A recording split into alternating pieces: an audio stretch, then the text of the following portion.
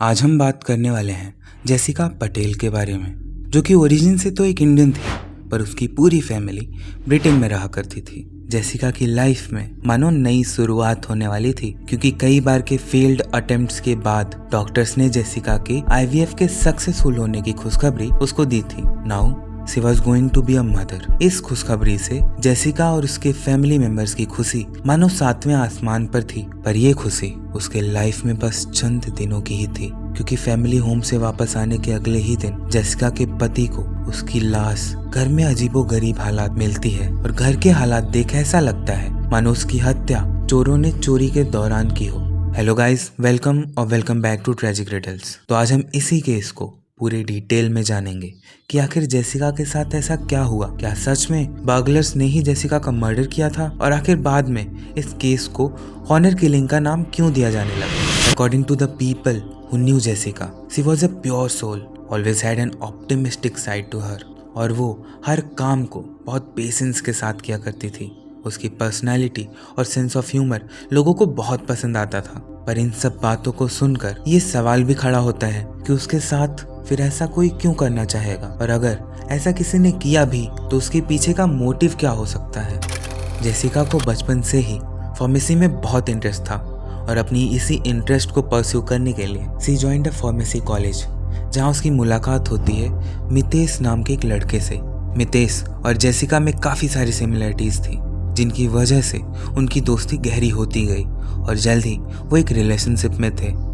Similarities in the sense कि दोनों Indian roots वाले थे और उनके एजुकेशनल इंटरेस्ट भी सिमिलर थे, तो कहीं ना कहीं वो एक दूसरे से वाइब कर पा रहे थे और एक दूसरे के साथ कंफर्टेबल भी फील कर रहे थे। ये सब चल ही रहा था कि 2019 में मितेश ने जेसिका को प्रपोज कर दिया। इस बात से जेसिका बहुत खुश थी, but their family were not happy at the time. कहीं ना कहीं उन्हें ऐसा लग रहा था कि मितेश और जेसिका ने इतना बड़ा फैसला काफी जल्दबाजी में ले लिया है, but in the and they convinced their families for the marriage. फिर जेसिका के फैमिली हाउस के गार्डन में एक आलीशान वेडिंग हेल्ड की गई, पर शादी के चंद दिनों बाद ही मितेश का रवैया एकदम से बदल गया। वो मितेश जो शादी के पहले जेसिका के लिए एक परफेक्ट बॉयफ्रेंड था, अचानक से जेसिका को नेग्लेक्ट करने लगा। वो मितेश जो वेडिंग के पहले जेसिका को रोमांटिक गिफ्ट्स, कडलिंग टॉयज दिया करता था, वो जेसिका को अब जरा भी अफेक्शन शो नहीं कर रहा था।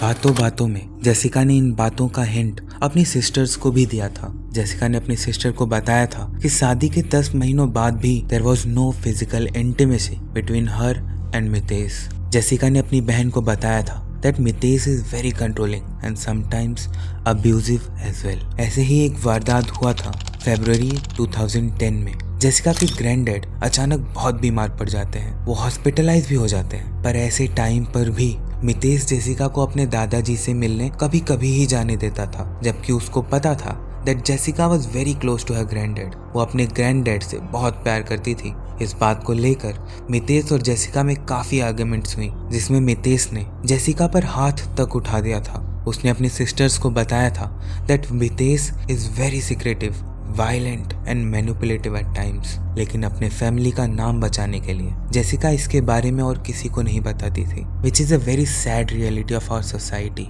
और इंडियन सोसाइटी। पर मितेश के बारे में एक बात ऐसी भी थी जो ना तो उसकी फैमिली और ना ही जेसिका को पता था, दैट इज कि शादी होने के महज 2 साल के अंदर ही मितेश का किसी और के साथ अफेयर चल रहा था। उस इंसान से मितेश एक ऑनलाइन डेटिंग ऐप पर मिला था और उस इंसान का नाम अमित था। Yes, you heard it right, Mitesh वो सीक्रेटली गे, और जेसिका के साथ प्यार, शादी करना, ये सब उसकी रची रचाई सोची समझी एक साजिश थी, ताकि उसके स्ट्रिक्ट हिंदू पेरेंट्स को उसकी सेक्सुअलिटी के बारे में, उसके गे होने के बारे में पता ना चल पाए।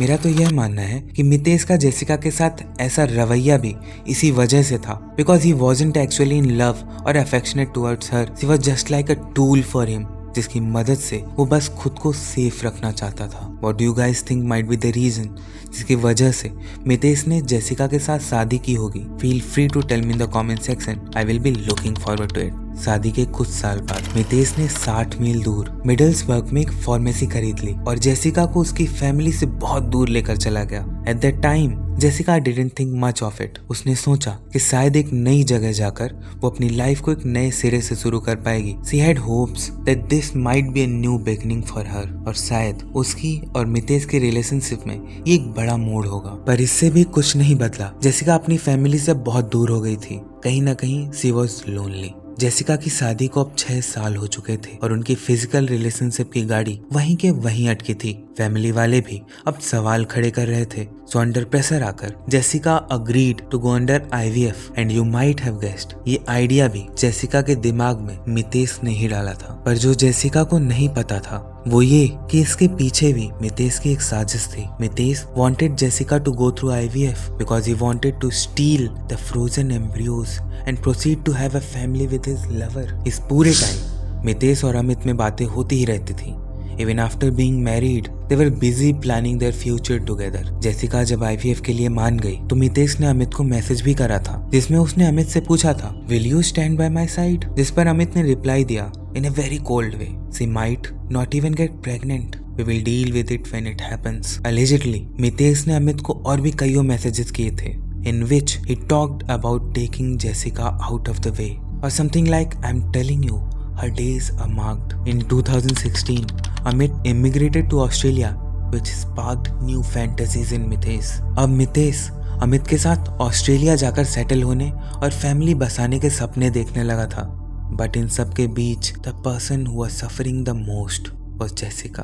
पिछले 2 सालों में Jessica went through 3 rounds of IVF which were not successful, लेकिन इन सब की वजह से she was at her limits. अब जेसिका को एंजाइटी और पैनिक अटैक्स आने लगे थे because of the pain she was going through mentally and physically. पर ये दुख, ये पेन सुख और खुशी में बदल गया when the doctors told Jessica कि उसके IVF का 4th राउंड सक्सेसफुल हो गया है और 3 एम्ब्रियोज फर्टिलाइज भी हो गए हैं जिन्हें अगले ही महीने डॉक्टर्स इम्प्लांट कर देंगे। इतनी बड़ी खुशखबरी के मिलने के बाद Jessica went to meet her family, जहां वो बहुत खुश थी। She was bubbling with happiness. पर उसकी खुशी को मानो किसी की काली नजर लग गई जब उसके फैमिली होम से वापस आने के अगले ही दिन Jessica was found dead in her own house. 14 मई 2018 की शाम जेसिका फार्मेसी से काम करके थोड़ा लेट 7:15 तक घर आती है। क्योंकि जेसिका पिछले 5-6 दिनों की लीव पर थी तो उस पर काम थोड़ा बढ़ गया था। पर घर के अंदर घुसते ही उस पर हमला हो जाता है और यह हमलावर कोई और नहीं बल्कि मितेश ही होता है। पहले तो मितेश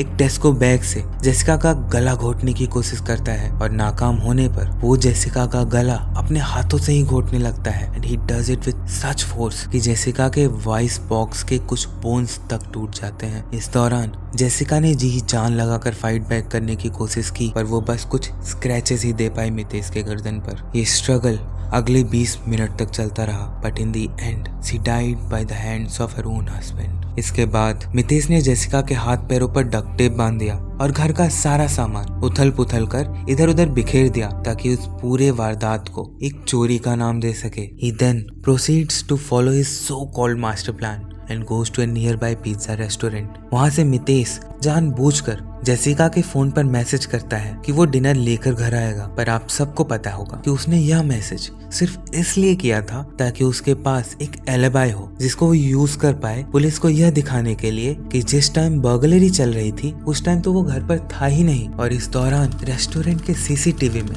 एक बहुत ही चिलिंग वीडियो रिकॉर्ड होती है जिसमें अपनी वाइफ का अपने हाथों से गला घोटकर मर्डर करने के बाद मितेश रेस्टोरेंट स्टाफ से गप्पे लड़ाते हुए दिखता है। On his face there was no remorse, no guilt whatsoever. Restaurant से घर आकर लगभग 8:22 को मितेश ब्रिटेन इमरजेंसी सर्विसेज को फोन लगाता है। रोते बिलखते आवाज में वो कहता है कि उसे लगता है कि उसके घर चोरी हुई है और चोरों ने उसकी वाइफ को बांध रखा है। She is not moving. I think she is unconscious. जब पुलिस और मेडिकल हेल्प सीन पर पहुंचती है तब वो जेसिका को डेड अनाउंस कर देते हैं। पर पुलिस को मितेश पर तब शक हुआ जब पुलिस ने जेसिका और मितेश दोनों के आईफोन की हेल्थ ऐप को चेक करा, जिससे यह खुलासा हुआ कि जेसिका के मरने के बाद भी मितेश घर पर ही इधर उधर चक्कर लगा रहा था। सिर्फ यही नहीं, जेसिका के भी फोन में मूवमेंट्स रिकॉर्ड हुई थी, वो भी जेसिका के डेथ के बाद। And you might have guessed कि वो मितेश ही था जो जेसिका के फोन को लेकर इधर उधर घर में ही घूम रहा था फोन को छुपाने के लिए। एलिजेडली जेसिका को मारने के पीछे मितेश का एक रीजन मोटा इंश्योरेंस मनी भी था, जो कि 2 मिलियन पाउंड्स था। जब पुलिस ने मितेश की सर्च हिस्ट्री को चेक किया तो उनका शक तुरंत विश्वास में बदल गया। How much insulin can kill a person? Hindu funeral for a murdered women. How to hire a hitman in Britain. Jessica के मर्डर के पहले मितेश कुछ ऐसी चीजें सर्च कर रहा था। 7 months after being convicted for Jessica's murder, court ने मितेश को life imprisonment with a bare minimum of 30 years की सजा सुनाई और अब इस केस को डोमेस्टिक होमिसाइड रिव्यू डिपार्टमेंट ने ऑनर किलिंग करार दिया है।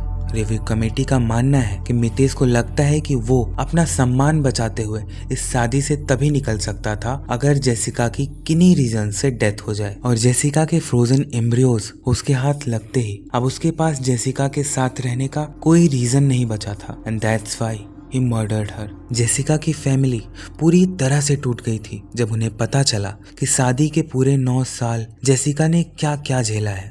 वहीं जेसिका की बहनों के कई सारे स्टेटमेंट्स इंटरनेट पर वायरल भी हुए। इस पूरे केस से हमें यह समझ में आता है कि कैसे कुछ इल माइंडेड पर्सन किस हद तक जा सकते हैं अपनी फैंटेसीज को पूरा करने के लिए, और वहीं दूसरी ओर कैसे अपनी फैमिली को हैप्पी रखने, खुश रखने के लिए जेसिका जैसे कुछ प्योर सोल कितना कुछ झेल जाते हैं और किसी के सामने अपना दर्द भी बयान नहीं कर पाते। तो चलिए अब इस वीडियो को यहीं खत्म करते हैं। आपके इस पूरे केस को लेकर जो भी ख्याल हैं, फीलिंग्स हैं, feel free to share them in the comment section. And if you liked my take on this case, then please like this video, share to more crime enthusiasts, and don't forget to subscribe to Tragic Riddles for similar content. See you guys soon in the next video with a new case. Till then, tada, bye bye, take care of yourself and your close ones. Peace.